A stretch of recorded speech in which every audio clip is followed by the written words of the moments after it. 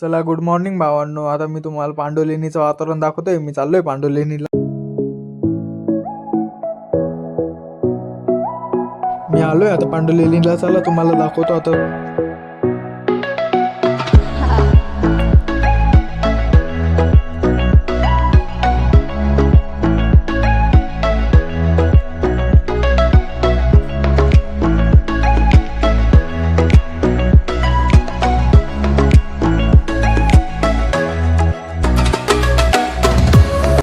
चला आता ट्रॅकिंगला जायचे आपल्याला. वरती तिकडे झाडांना पाणी टाकायला पाणी घेऊन जाऊया कॅनीत. सोबत एक कुत्र पण आलेलं आहे ट्रॅकिंगला. बघू कितीपर्यंत राहतं माझ्यासोबत.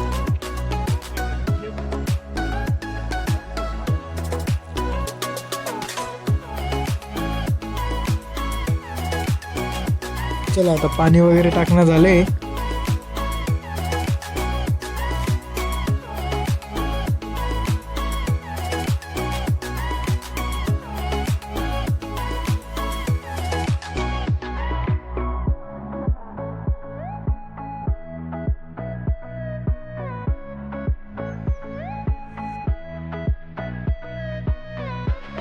अजून थोडं बाकी आहे भावांना सोडायचं.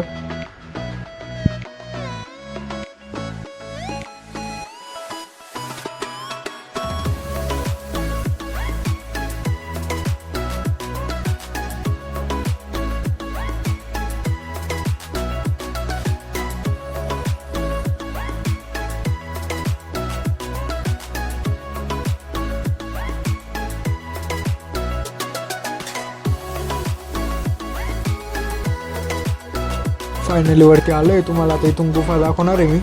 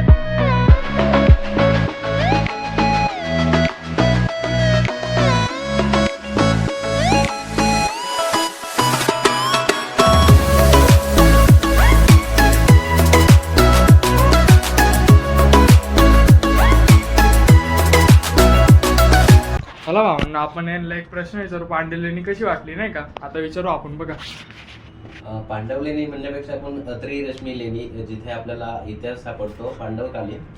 तर इथे सकाळी सकाळी जर येतो आपण तर खरंच मनाला शांतता भेटते आणि उत्साही असं वातावरण.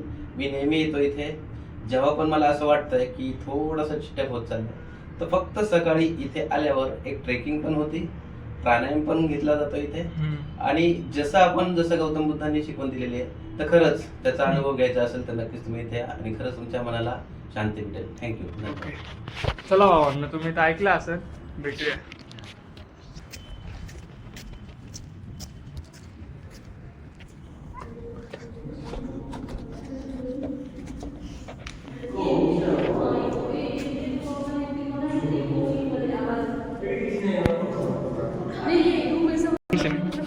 आपण नाही काय लाईक पाहुणे आलेले त्यांना आपण प्रश्न विचारू नहीं का पांडव लेणी कशी वाटलेली.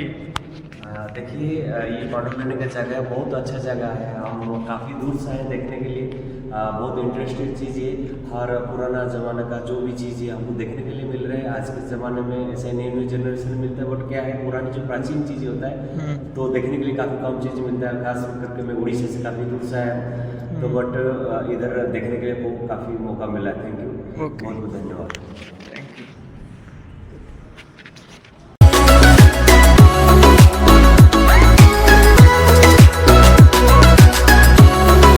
चला भावना आपल्याला दर्शक भेटलेले आहे, त्यांना विचारू आपण कसं वाटतं पांडव लेणीचं वातावरण नाही का. पांडवलेणीचं वातावरण एकदम प्रसन्न आहे आणि एकदम पुरातन वास्तू याचं कोरलेली आहे. तुम्ही एकदा इथं अवश्य भेट द्या, तुम्हाला खरोखर काहीतरी वेगळं पाहण्याचा आनंद भेटेल. ओके, धन्यवाद. चला मी आता चाललोय घरी. चला आता मावशीकडून आवळाचा आणि बीटचा ज्यूस पिऊया, मग लगेच घरी जाऊया.